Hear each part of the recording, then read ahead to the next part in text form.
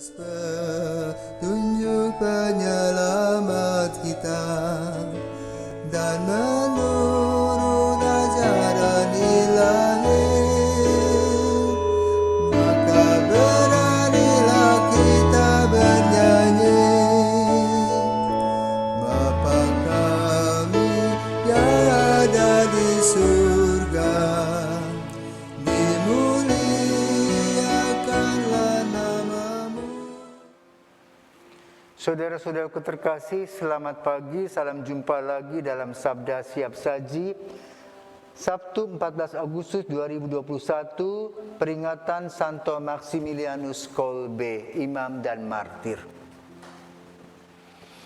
Saudaraku terkasih, mari kita berdoa dalam nama Bapa dan Putra dan Roh Kudus. Amin. Bapa yang Maha Kuasa dan Maha Rahim, Engkau memberikan kekuatan kepada martir Santo Maximilianus Maria Kolbe untuk mengatasi siksa dan derita pada zaman Hitler.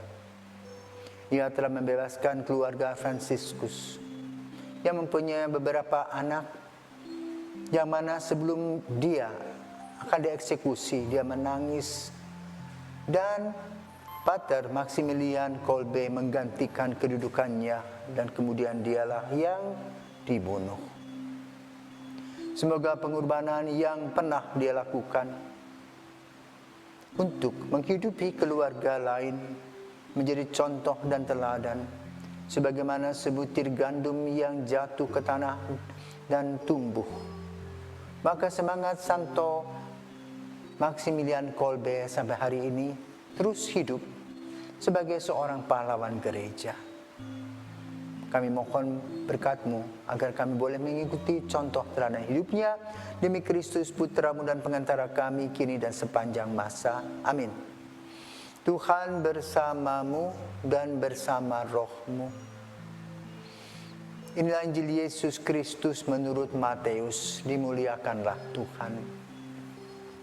Sekali peristiwa, orang membawa anak-anak kecil kepada Yesus supaya ia meletakkan tangannya atas mereka dan mendoakan mereka. Tetapi murid-murid Yesus memarahi orang-orang itu.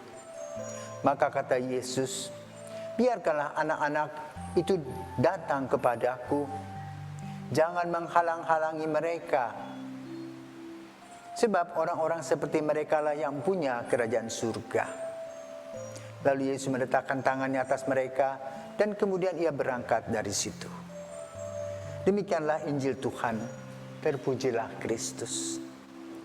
Saudara-saudaraku terkasih, kita mengenal Santo Maximiliane Kolbe, anak dari seorang keluarga Polandia yang memiliki sebagian darah Jerman dan dilahirkan pada tahun 1894 di Wola, yang pada waktu itu merupakan kekaisaran Rusia.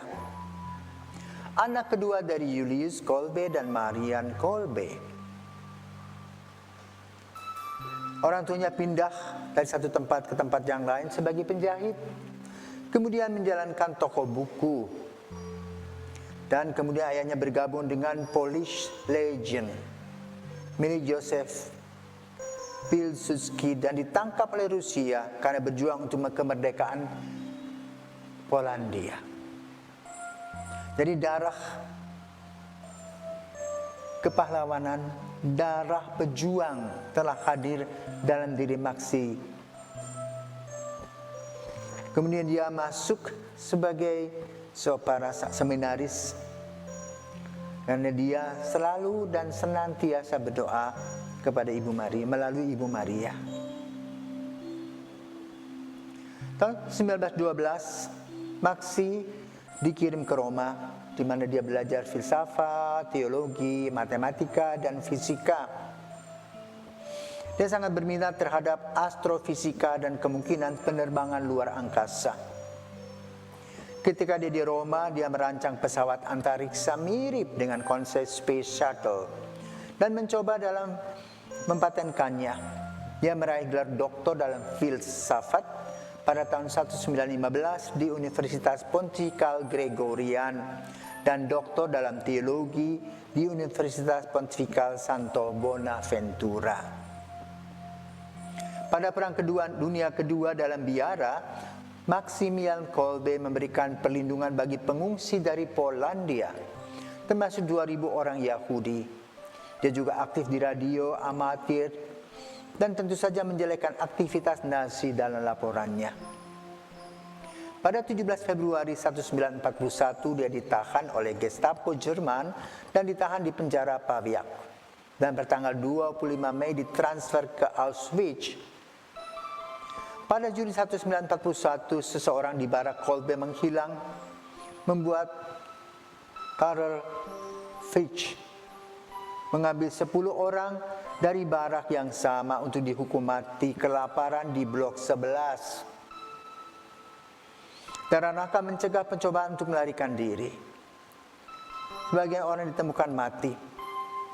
Salah seorang yang dipilih adalah Franciszek Gajowniczek. Dia berkeluh keluarganya dan Kolbe sukarela menggantikan tempatnya. Pada saat dikurung di tahanan, dia memimpin orang lainnya dalam nyanyian dan doa. Setelah 3 minggu dehidrasi dan kelaparan, hanya Kolbe dan 3 orang lainnya masih hidup. Akhirnya dia dihukum dengan suntikan asam karbolik. Kolbe adalah salah satu dari 10 martir abad ke-20 dari seluruh dunia yang dibuatkan patung di atas pintu barat besar Westminster Abbey, London. Dia dikanonisasi oleh Paus Yohanes Paulus II pada tanggal 10 Oktober 1982, dihadiri oleh Francis Gajowniczek dengan keluarganya. Saudaraku terkasih, sejak kecil Maxi telah dipersiapkan oleh orang tuanya untuk menjadi pejuang kebenaran. Maka Injil pada hari ini membicarakan, biarkanlah anak-anak ini datang kepadaku, karena anak-anak adalah tunas bangsa, tunas negara, tunas gereja. Di mana anak-anak tersebut harus ditanamkan nilai-nilai rohani dan jasmani yang baik. Mereka harus tahu yang baik dan buruk, salah dan benar. Dan juga mereka harus tahu apa yang harus dilakukan sebagai seorang calon orang kudus, yaitu selalu berpihak dan takut kepada Allah. Maka anak-anak adalah kekayaan gereja dan kekayaan keluarga. Ketika anak-anak itu dididik dengan sangat penuh dengan cinta kasih, maka anak-anak pun tumbuh dalam cinta kasih. Sebagaimana dialami oleh Yesus dalam keluarga Nazaret, tumbuh dan berkembang dalam hal-hal yang dapat disebut laudabilis es, patut dipuji.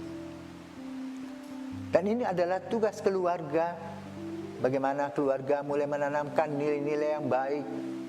Kalau keluarga tidak menanamkan nilai-nilai yang baik, maka hasilnya pun buruk. Karena itu saudaraku terkasih, mari kita berdoa untuk keluarga-keluarga, agar keluarga-keluarga menjadi cerminan keluarga kudus di Nazaret, yang bisa menuntun anak-anaknya dengan penuh kasih, hidup dalam kesetiaan dan cinta kasih, takut akan Allah, mempunyai iman dan harapan yang luar biasa. Karena dengan perjuangan dari hari ke hari, berkat Tuhan senantiasa datang berganti-ganti. Walaupun mungkin pada saat mendidik anak-anak, orang tua banyak memberikan waktu dan pengorbanan bagi mereka. Namun, pekerjaan ini bukanlah pekerjaan yang sia-sia, tapi pekerjaan yang luar biasa.